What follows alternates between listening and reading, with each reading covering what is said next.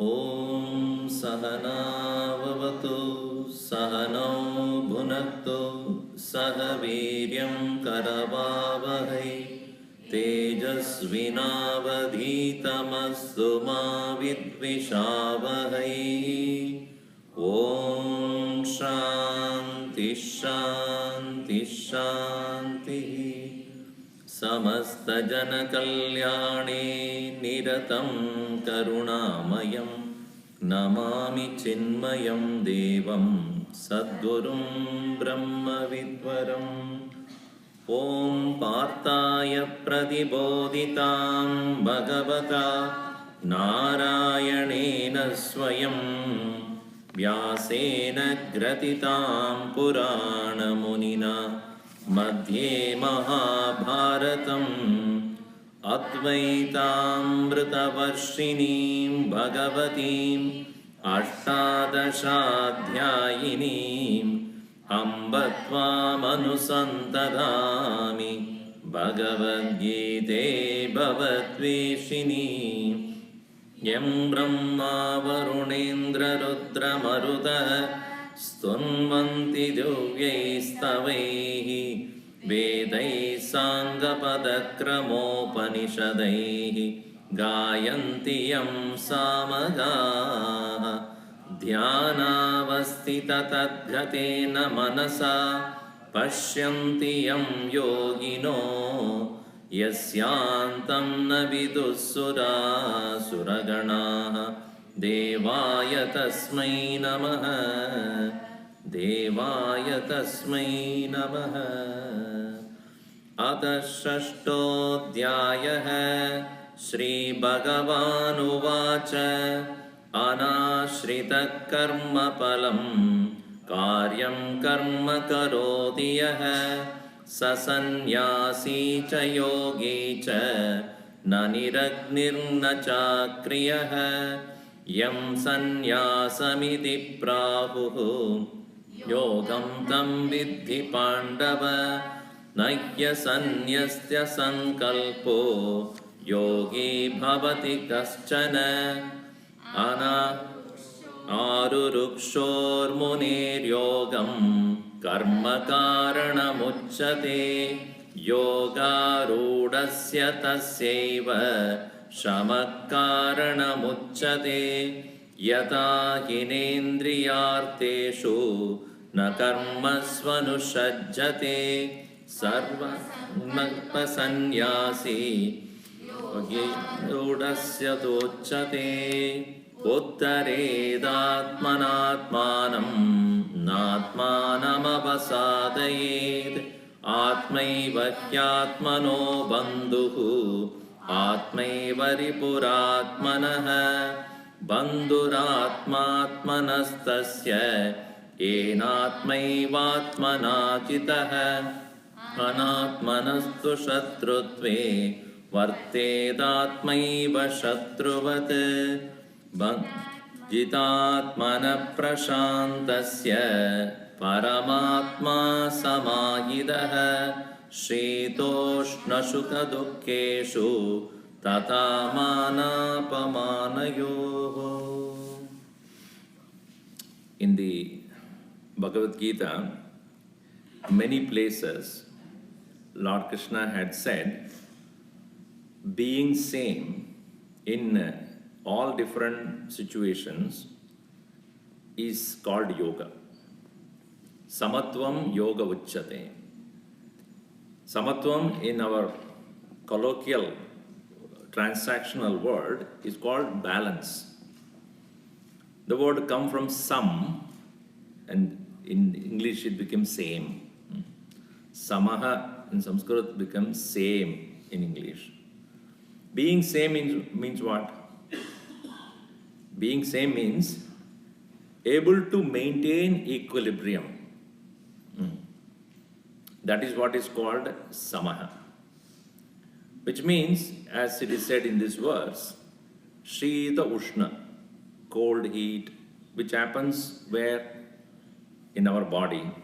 Shita Ushna, cold and heat.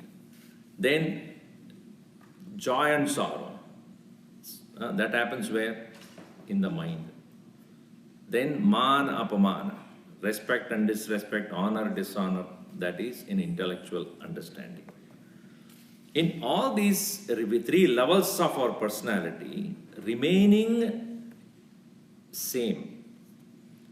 This itself is a practice. Very difficult, because most of us are so influenced by our own past, our habits, our reaction to the world, and therefore when we respond, we don't respond, we react. Reaction is, by the very word, means react. React means what? Whatever we have been doing, we continue to do the same thing. If I am upset about something, tomorrow if that happens, we'll do exactly the same without any change. That's the difference between an animal and a human. Animals don't think and change their ways of doing things. If you touch an animal and you shout, it barks at you, and tomorrow you do the same thing, it will do. It will never think, okay, today I will not do it. There is no, and material things, if a chemical reacts to a situation in a particular way or reacts to another chemical in a particular way, tomorrow also it will do the same thing. That is how science is about predictability, is it not? Science is not about probabilities. Probably today the chemical will react this way, tomorrow it will react different way. No. The chemical, the chemistry, the material world is all about predictability. But human beings, you will never know how they behave. But if out of thinking, if they change, then it is for good. So that's the difference between reaction and response. Reaction is unchanging behavior about situations in life. Response is where you think and change it for good. Every moment we have a choice to change our way of looking at things. So Krishna here says, an individual who thus lives in this world, and with respect to cold and heat in the body, joy and sorrow in the mind, and the reaction towards your response towards honor and dishonor, if you are able to maintain in equilibrium, samatvam, that itself is yoga. And how does it happen? As he says, jitatmana prashantasya paramatma samahitaha. Samahitaha. Samahit means well placed. Now, so balance in our life itself is a hard task. Why we are not even attempting to remain calm and quiet and peaceful? Because we do not find anybody doing that around us. Everybody reacts to situations, and political situation, economic situation, and everywhere people are reacting only. So prashanta means quietude, peacefulness of the mind. That is possible only when our ability to withstand situations in life is stronger and stronger. Why we are not able to do? Because our mind is filled with so many thoughts. Every given moment we are filled with thoughts. And we do not see a gap between one thought and another. And therefore, like for example, when I am talking to you, you are listening to it all right. But when I stop talking, what are you listening? You are listening to your mind. Unfortunately, no. You have to listen to silence. When sound is there, we are listening to sound. When sound is not there, are we listening to silence? No. At that time, mind immediately goes to some other thought, right? So in meditation, an individual is trained to look at thoughts and also absence of thoughts. That training has to be given into our mind. Otherwise, from one thought to another, we continuously jump. And when the mind is that so busy from so many thoughts, how can there be peace? How can there be prashanti? Prashanti. Intense peace is not possible when we are jumping from one thought to another all the time. So that is why the training in meditation is where you sit quietly and look at your thought first. Pay attention to your thoughts. Just like if one of your children and a teenager, usually, typically when they become teenagers, they will have monosyllable answers, if not absence. How are you? Good. What? Okay. Do you want to eat? Maybe. Are you hungry? Sort of. Anywhere, you cannot get a clue of what he actually up to. Where do you go? Somewhere. When do you come back? Don't know. How will you deal with the person who cannot give any clue about himself? Are you coming? Maybe. Do you have balvihar? Don't know. And face is like a stone. You will not get anything out of it either. And now, I was also like that. All of us are like that. So we know what it is. Now, when your child is like that, what do? One day you get really fed up. You sit down. I want to talk to you. Oh, what are you up to? Oh, you are smart, I know. As much as I am smart, so you must be smart. Now, why are you not doing well in your school? You do other things so well, but not studying. Why? You look at you with a blank face. So what are you trying to tell me? Now, when you are trying to communicate with the child, you have to sit down and talk to the child. Then only there is communication. Similarly, the mind is constantly in the mode of reaction from one to another. From one situation to another. He didn't do that, she didn't do that, I didn't do that. Goes on and on throughout the day, from morning till evening, and you get exhausted and go to sleep. Next morning again it starts. So at some point of time, you should sit with your mind. I just want to know about you. So when you sit down with your mind, you will find so many thoughts rising up.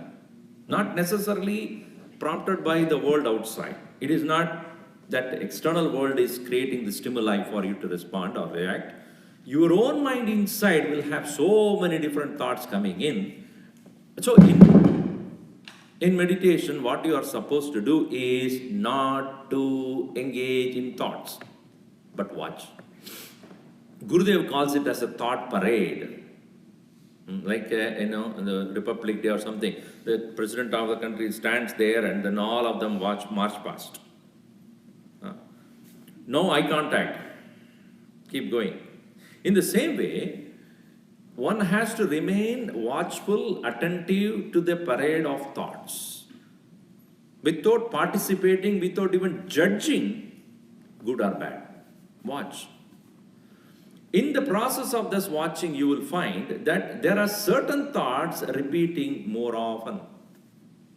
Understand that is where your vasanas are.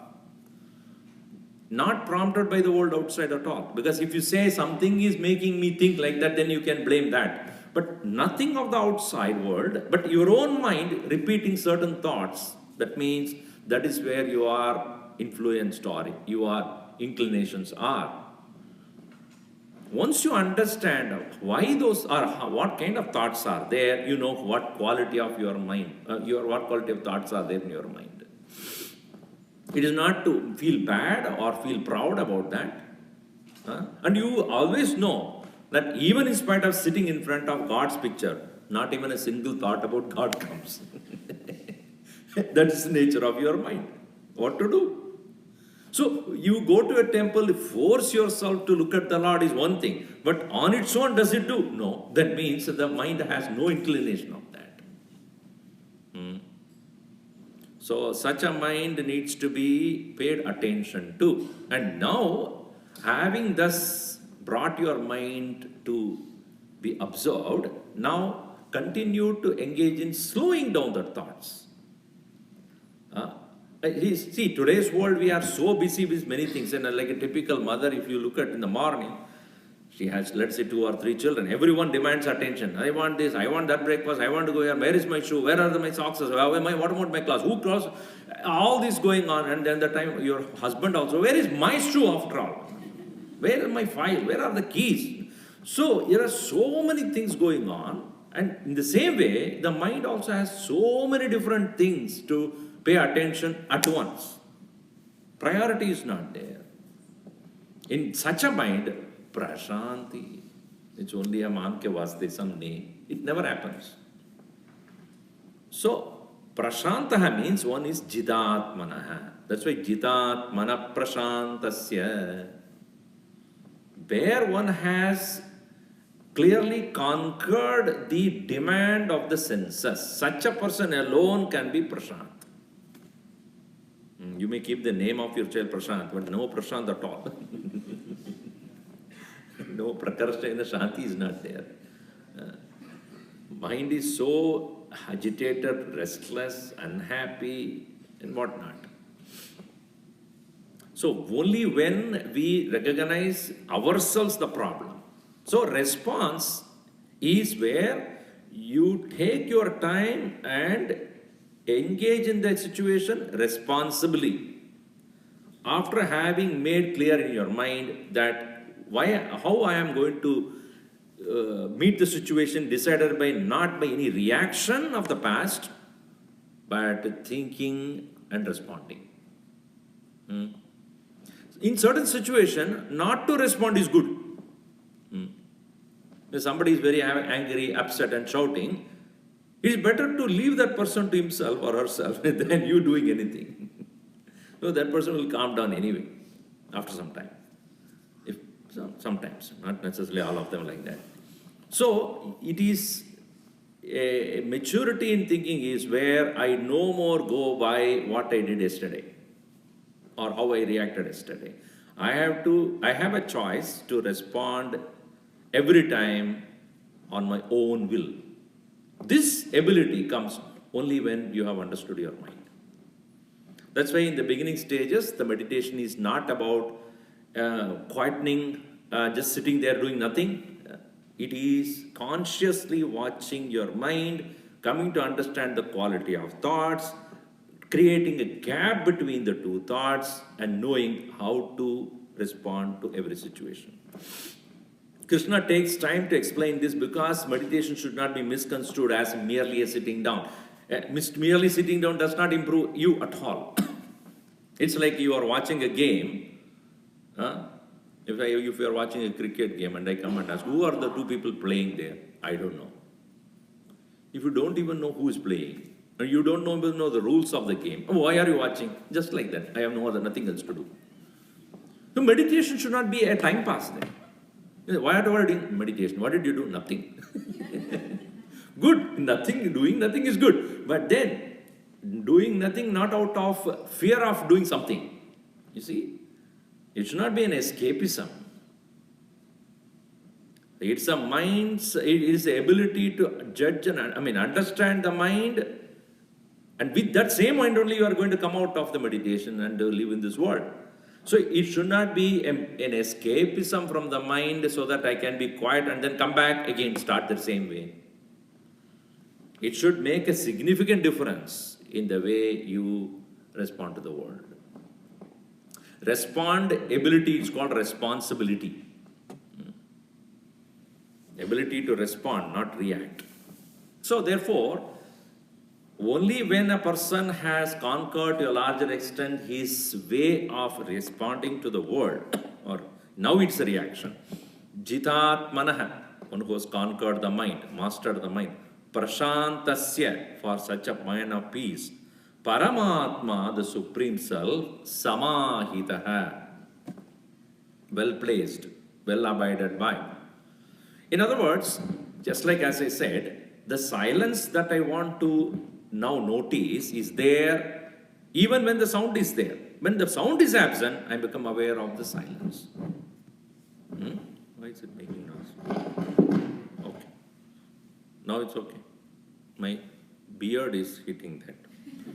Okay. Now, so when the silence, when the sound is there, I'm not aware of silence. Not that it is not there, but it is overpowered by the sound. Right? In the same way, what we find is, while the thoughts are there, consciousness is also present. But when the thoughts are not there, or thoughts are slowed down, I become more aware of awareness. So the awareness here, the Om, which is represented here, which is present in the midst of thoughts as well. Upanishad very clearly says in Ken Upanishad, Pratibodha viditam madam amrutatvam hi vindade atmana vindade viryam vidyaya vindate mrudam.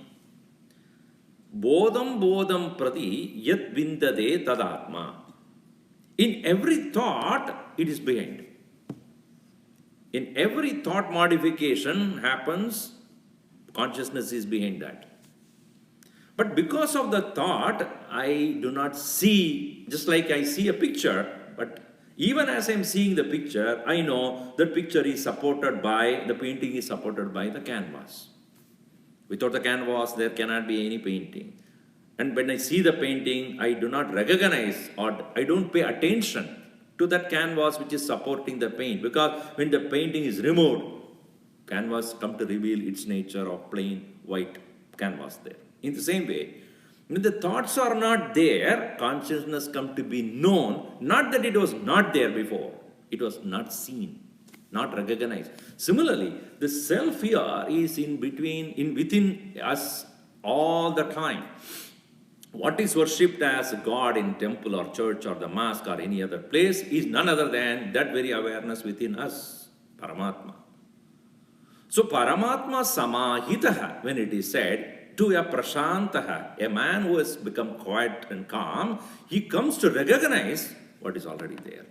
And that recognition of the self, of the awareness, is continuous even as he meets Shida Ushna, at the body level, cold and heat, Sukha Dukkha, joy and sorrow in the mind, and here Mana Apamana, honor and dishonor. So Samatva or sameness is not a forced behavior or a practice. It is a recognition of what is same in both conditions. Heat is also experienced by me as much as the cold is also experienced by me only. In both cold experience or the heat experience, the body, the awareness is the same. In experience of joy and sorrow, awareness is the same. In experience of honor and dishonor, awareness is the same. But that recognition takes place, and therefore he is able to remain peaceful and balanced even as he meets various vicissitudes of life. When I used to take, this year also I'm taking people to the Kailash. So last year when I took close to around 70 people, I make sure that every one of them take a dip in Manasarovar, which is 2 degrees centigrade. Anybody is going from here, please be aware of it. Now you decide whether you want to go at all or not. Because they'll be extremely cold. And when I take 7 dips, not 1 dip, 7 dips. So one person who came with me, he said, Swamiji, is there any concession for life membership? No. Get in. I don't leave anybody there. Except women, of course, I won't put them. They put 3 layers of jacket and then get in there. Straight go into the water. Now, first time when you touch the water, first you touch with the tip of your toe to find out how cold it is. And many of them do that. I push them inside now. You go inside. Don't just stand as it's like an observer. Get in. So first time when they get into the water, what is this torture? Remain there for a while. So after some time, you get used to it, the body gets used to it. And after seventh dip, they say, Swamiji, how nice it is. Can I remain here for more time? How is that possible? In the first you reacted not to do that. Now you are able to. That's a question of getting used to it. So in the beginning stages of our practices, you will find that to remain calm during your heat and cold or joy and sorrow or honor and respect, it will be difficult. But it's a question of practice and with understanding, of course. Not just a forceful practice. Not forcing oneself to be quiet. Any forced practice or without understanding will lead finally to reaction only. At this point, you may not react, but after some time, your behavior will again begin. So, it is not a forced practice of being equal or balanced during the various opposites and contradictions. It is born out of recognition of the self, the awareness, which is same in all situations. That's why samatvam yoga uchyate. Jitendriya, therefore, vijitatmana prashantasya paramatma samahita shita ushna sukha dukkeshu tatamana apamanayoho. In various such situations, an individual is capable of maintaining his equilibrium, maintaining the balance, and such an individual is a yogi. Now, continuing here, Bhagavan Krishna says, this nature of this person who has become balanced in all situations came to him because of the knowledge. What is that? He is given in the next verse number 8. Jnana vijnana triptatma kutasto vijitendriyah yukta ityuchyate yogi samaloshtasma kanchanah jnana vijnana triptatma kutasto vijitendriyah yukta ityuchyate yogi samaloshtasma kanchanah. Tripti, the word tripti means, we have used in our many other Indian languages, meaning content. Some Shankaracharya writes in his commentary, it's called alam pratyaya. Alam pratyaya means feeling full, enough. In other words, enough. Alam. Alam is enough. Not enough is called analam. That's why fire is called anal. Fire never says enough. The more you put it, more it burns, right? And don't put it, it will extinguish itself.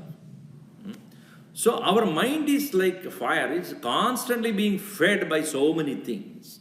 We never have the tripti, saying that done, enough. In our life, we never say enough. The only thing we enough say is when our stomach is full.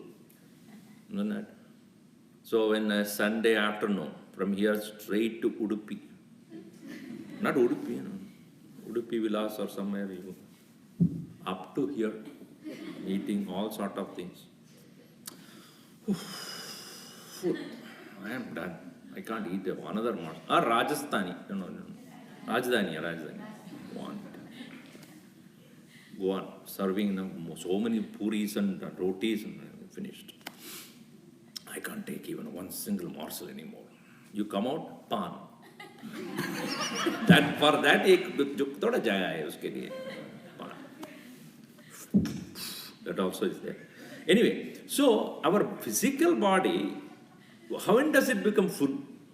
When you eat complete and you have absolutely no more, enough, done.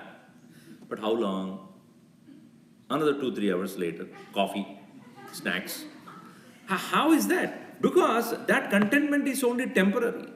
Similarly, most of the time when we say, I am done, enough, is only temporary because the desire never ends. It's like a fire. So, tripti in us, in our case, is only a temporary situation. Whereas in the case of a yogi, Tripta Atma is complete and full, content. Content means you take a pot, how much you can fill in that pot, there is certain limit. Beyond that, you cannot. It's called content. What it can take, the capacity of it is called content. In the same way, one must have that contentment means he has no more inclination to gain anything from the world outside, for he has found a highest joy in himself, therefore he is content. Tripta Atma. And therefore, such a person is Kutastaha. Kutastaha means firm, unyielding, steadfast. Like, if you go to a lathe, a goldsmith or a ironsmith, if you see, if he is hitting with the iron, to make into shapes, he will have an anvil at the bottom, which is called Kutastha, which is staying very firm, on which only you hit and make different shapes. In the same way, in his mind, he is so firm and content and unmoving. Who is he? Vijita Indriyaha. One who has conquered the senses. One who has no more intention to gain happiness out of any indulgence. Such a person alone is Tripta. Now, it may look like a very great hypothesis. Oh, what is this, Swamiji? You talk about something which is impractical. These are all ideas, but not possible for us to live by. No. Our sense organs are so agitated, disturbed, restless, because it never looked for permanent happiness. It's only looking for immediate pleasures. When we are thus so busy with transient, temporary pleasures, we do not have a time to look for the permanent ones. Even though we say what we want is permanent happiness, but we are busy with temporary things. We are not true to our own pursuit. So here Krishna says, only way you can definitely become a Tripta Atma, only when you have correct knowledge which has transferred, which has become your own experience. Jnana, Vijnana. Jnana means Shastrokta Jnananam Parijnana. This is how Shankaracharya defines it. Shastrokta Jnananam Parijnanam. What is said in the scriptures as this is your nature, complete understanding of, doubtless understanding of it is called Jnanam. So, when you send your child to school, you are making the child learn so many things. 8 hours or 9 hours that the child spends every day. What is he trying to do? What are you trying to do with the child? Child goes to the school so that he learns something. One simple test that you do after the child comes back from the school, after 8 hours of stay, ask him to come. Close all your books. Okay. What did you learn the whole day? You went through 4, 5, 6 classes in science and this and then math and English and this. No, tell me what have you learned in these 8 hours. You tell me what you have learned. That fellow cannot even say in 2 minutes anything. Maybe maximum he can say is 2-3 minutes. So the whole of 8 hours, now 1 hour you are learning. At the end of it I ask, what did you learn for this 1 hour of lecture?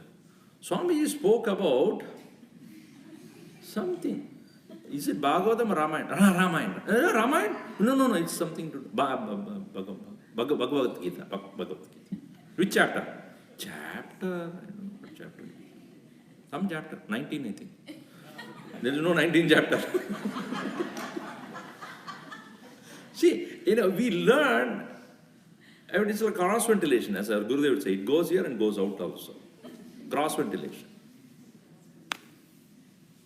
We are not able to capture. So, learning is one thing, owning is second. So, jnanam is to learn, vijnanam is to own that knowledge. And owning that knowledge means what? Putting that into practice. And see whether what you have learned is right or not. When I was teaching in Sandipani, there, the students, after 2 years of the study, I asked them, hey, If somebody asks you, what have you learned? What do you say? Let's say you go back to your own home or whatever, hometown. 2 years you spent in Sandipani. What did you learn? Truck is coming, full of books. Truck full of books coming, but what have you heard here? That is most important. Book is there, knowledge. Pustakastha vidya, meaning the knowledge that is there in the pustaka or in the book is called parahaste dhanam. Money in somebody else's hand. You make money and put it in the bank. Where is your money? I don't have anything there in my hand. Everything is there somewhere else. So just like knowledge that is there in the book and money it is there in somebody else's hand is not of use to you. So therefore, jnanam is shastrokta jnananam parijnanam and vijnanam, it is said, jnatanam swanubhavakaranam. Whatever is heard to become your own experience. Until then, you won't become tripta. Contentment would not come if the knowledge does not become your experience.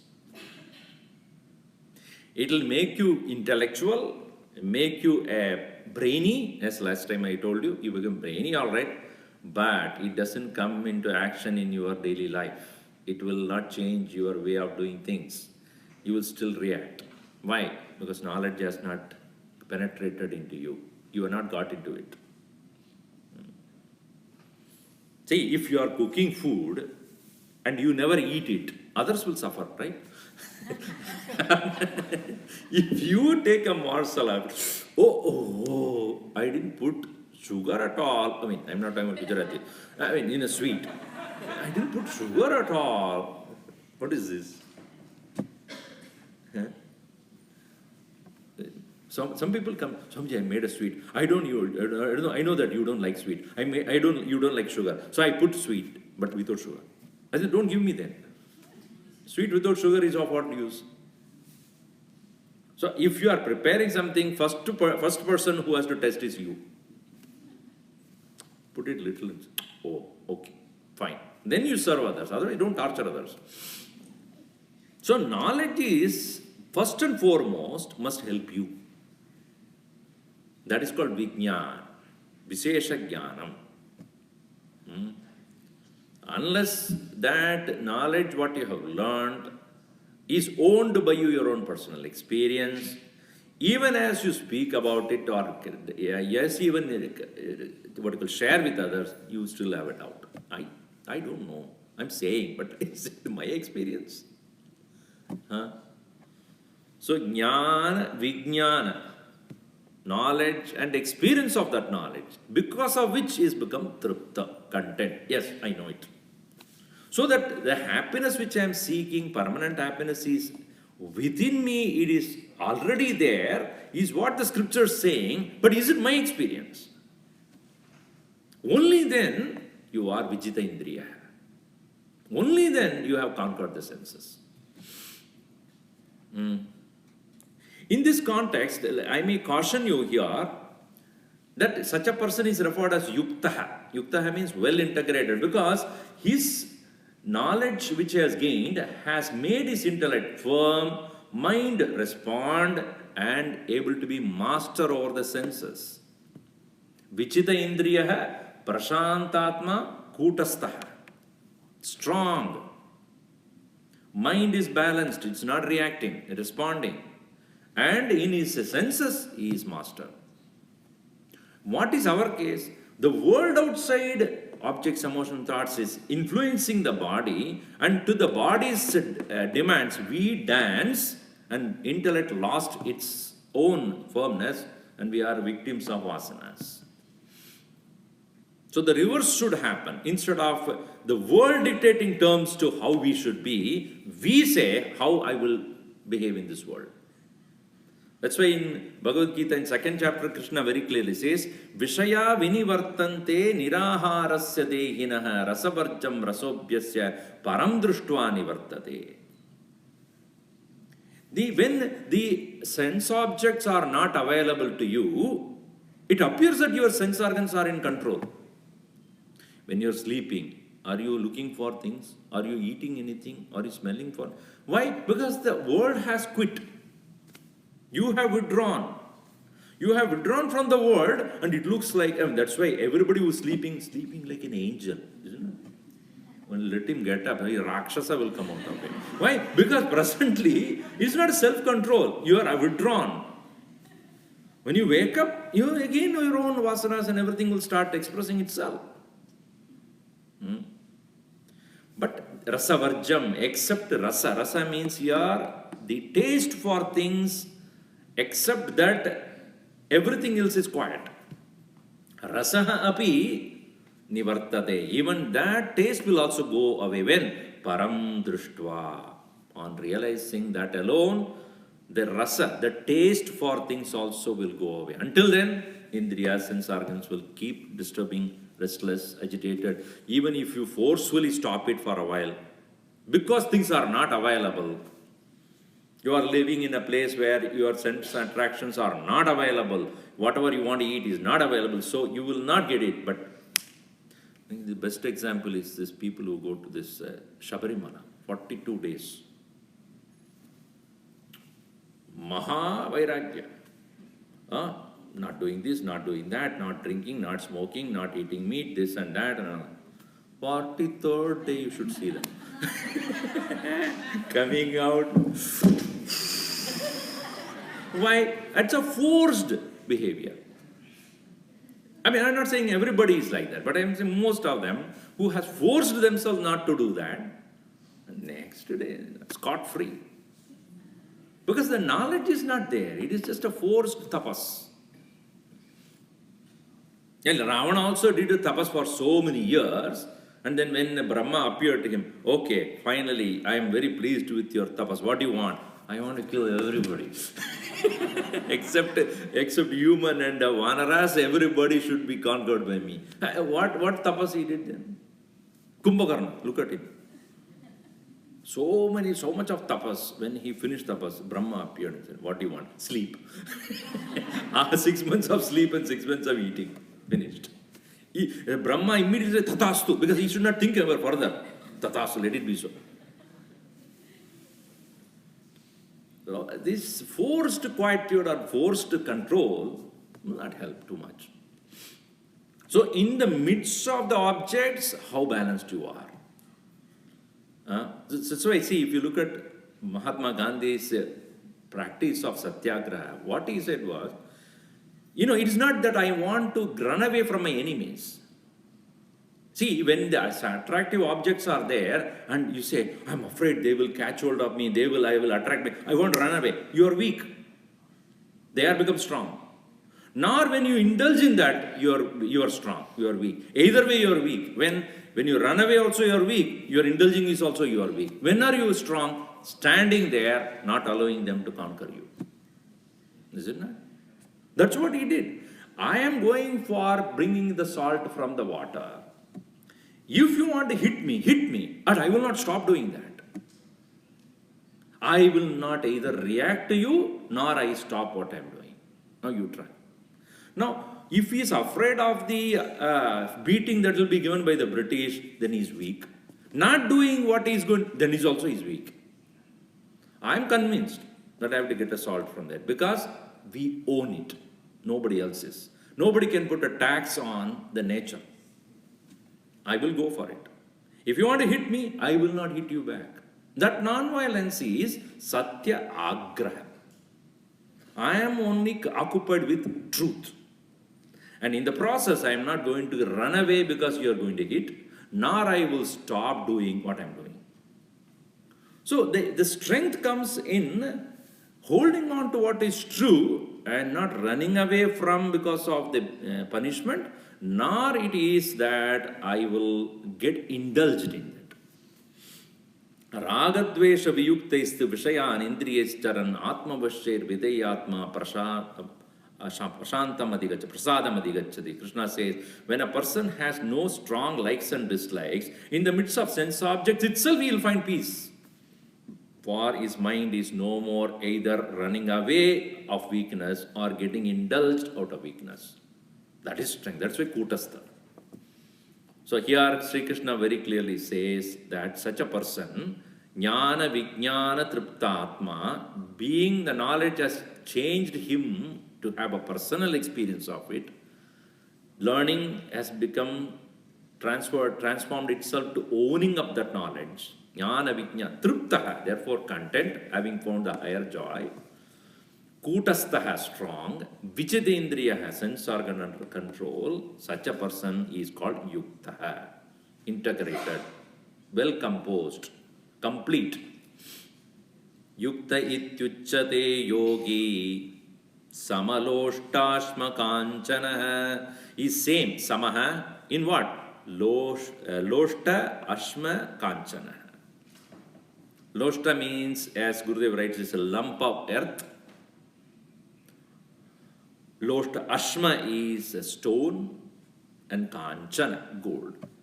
You know, one boy was there, and he was young man. He was very frustrated because he became financially very a failure, and because of which his girlfriend also left him, and he was such a depressed person, dejected.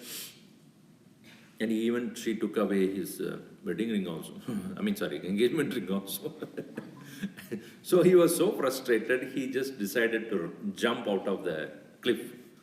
So he decided to go and about to jump, and as he was walking slowly, he saw a sadhu, a saint sitting under a tree quietly.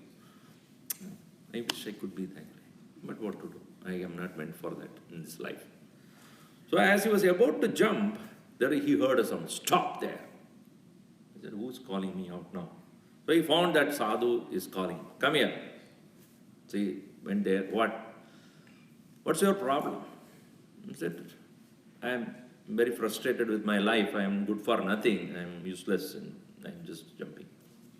So you want to end your life? Yes. What?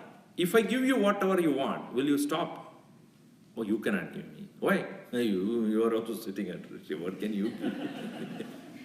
Oh, okay. You have financial trouble? Yes. All right. See that stone there? There was a stone which is mid of the slush, dirt. The stone? Yes. Take it. What do you mean? You want that to hit on my head? No, you take that. Rub it against something and see what happens. So he took the stone reluctantly and rubbed against another stone. It became gold. It's called parasmani in India. It's a particular stone. He rubbed against a wood, that also became gold. He was so surprised. Wow! So I can touch anything, rub against anything and it became gold, and I make money out of it. Wow! And immediately he took that, he thanked him profusely and took it and kept on rubbing things, and then he put all the gold in his sack, and he started walking joyful. I'm rich. No, but I don't want anybody. I can buy everything and anything I want. He was happily walking. Suddenly he stopped. He put the sack down, took that stone, came back to the sadhu. Yes, what happened? What's the problem now you got? He put the stone right there where it was before. I want to ask you one thing. What?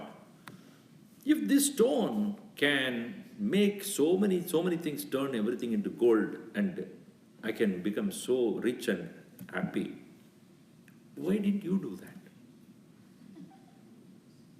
So the sadhu said, what's your problem? Your problem is solved, right? You just go.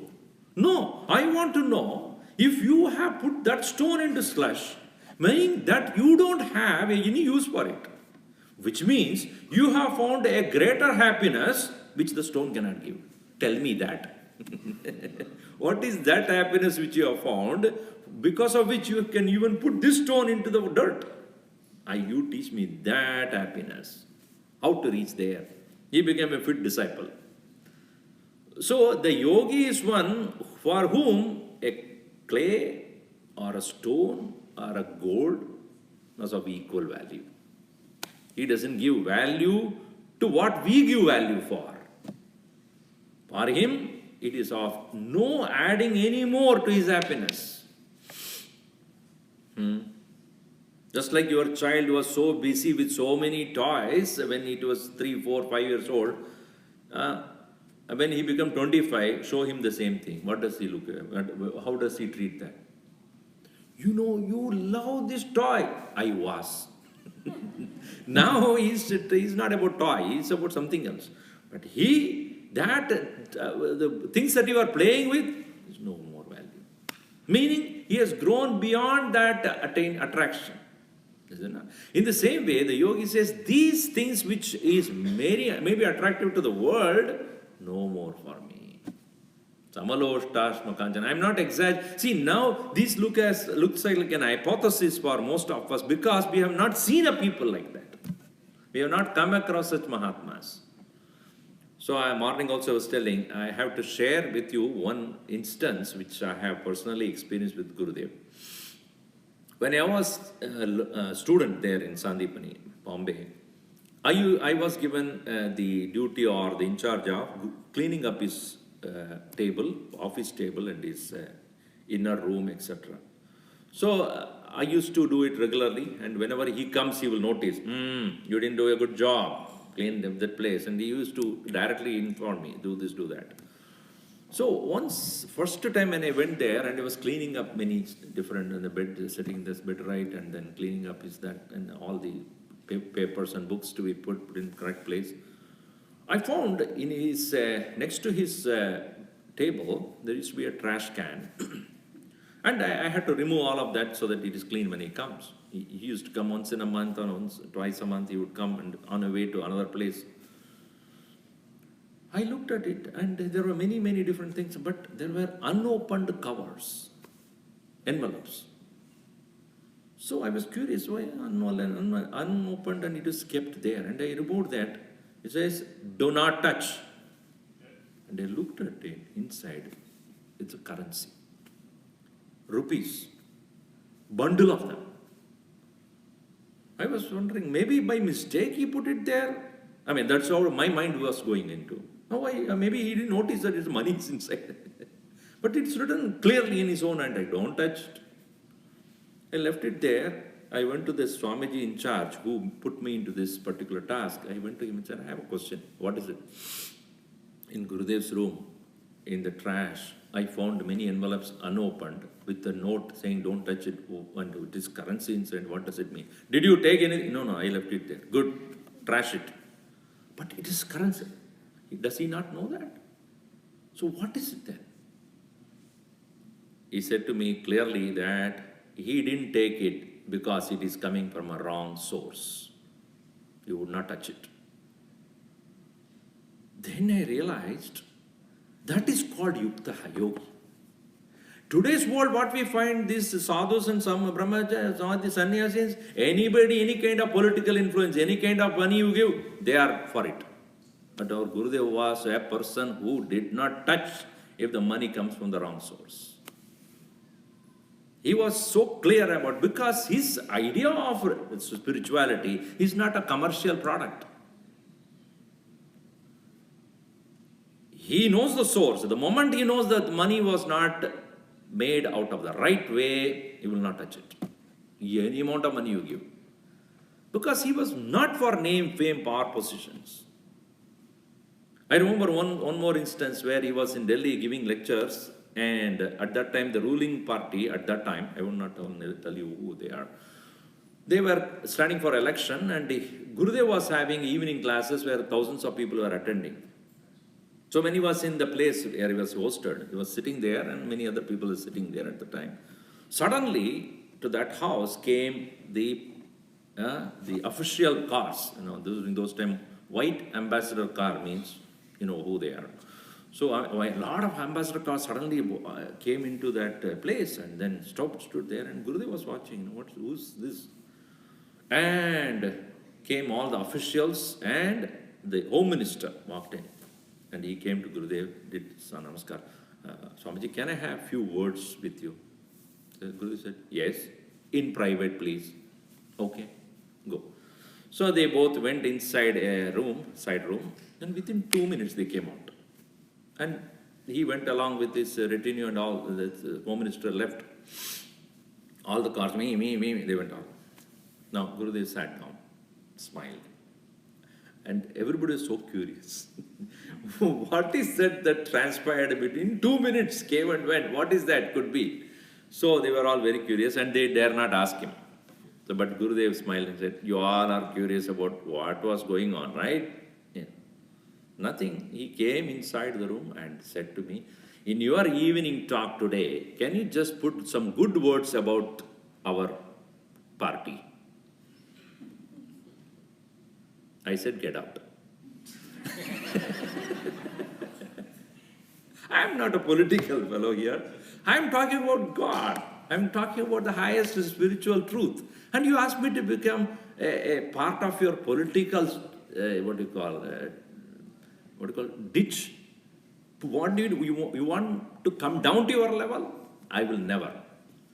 So that is called a yogi. He stood apart. He is not to be influenced by any political party or any kind of a name, fame, personal projection of a name. No. Why? Because he has already understood and realized the highest truth, which is jnana vijnana truptaha. He is content with his knowledge and personal experience of the highest reality, and it does not require anybody else's proof for that.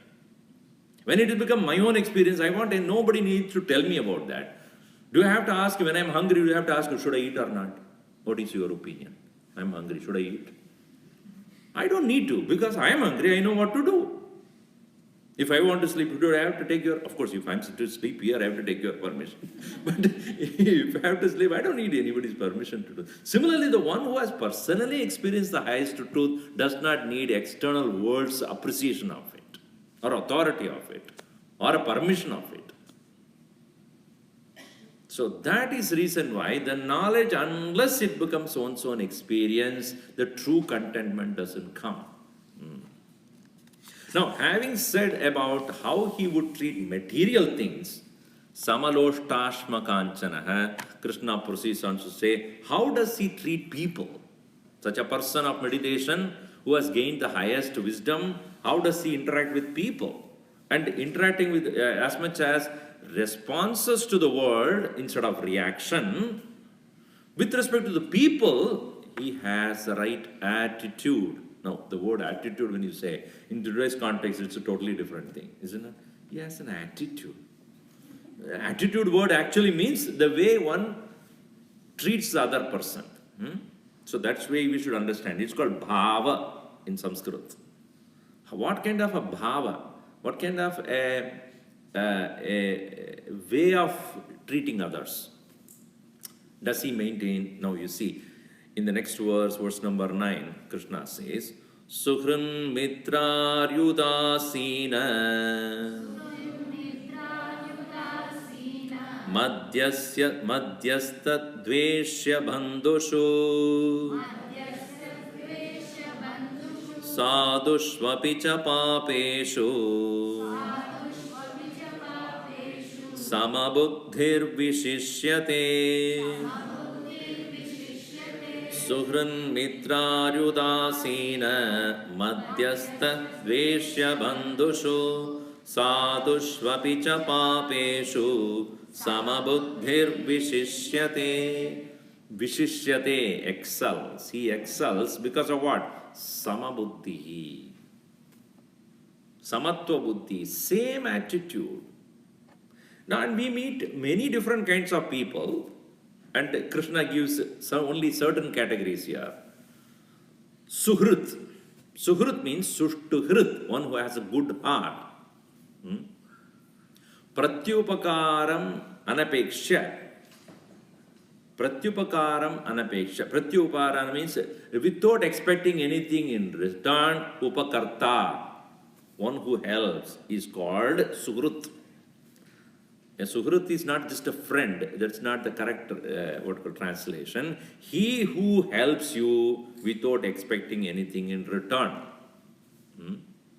Suhrit. So very few people are there in your life. You can count such people. Very few who actually does everything for you without expecting anything in return. Then mitra.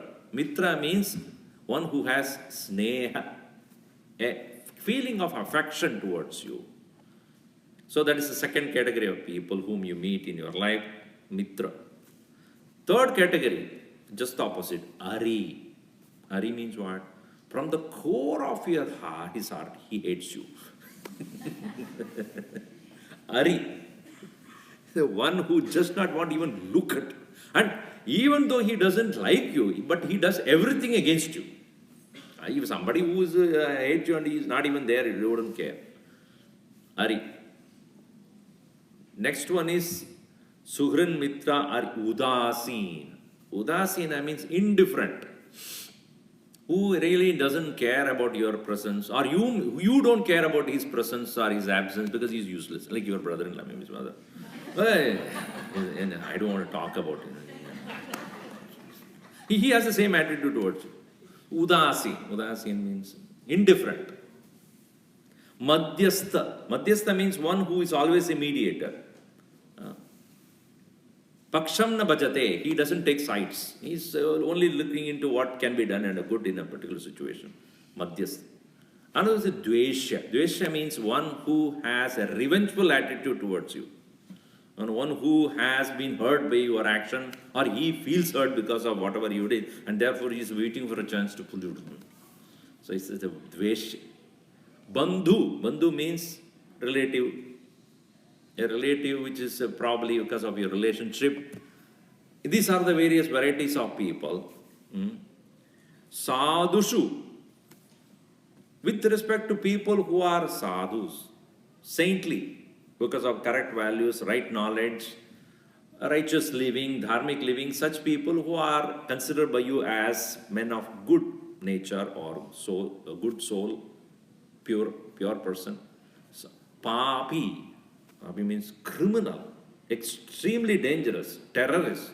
In all these people, Suhran Mitraryudasina Madhyastha Dvesha Bandhushu Sadhushu Apicha Papeshu. With all of them, Samabuddhi. He has the sameness of attitude. You know why?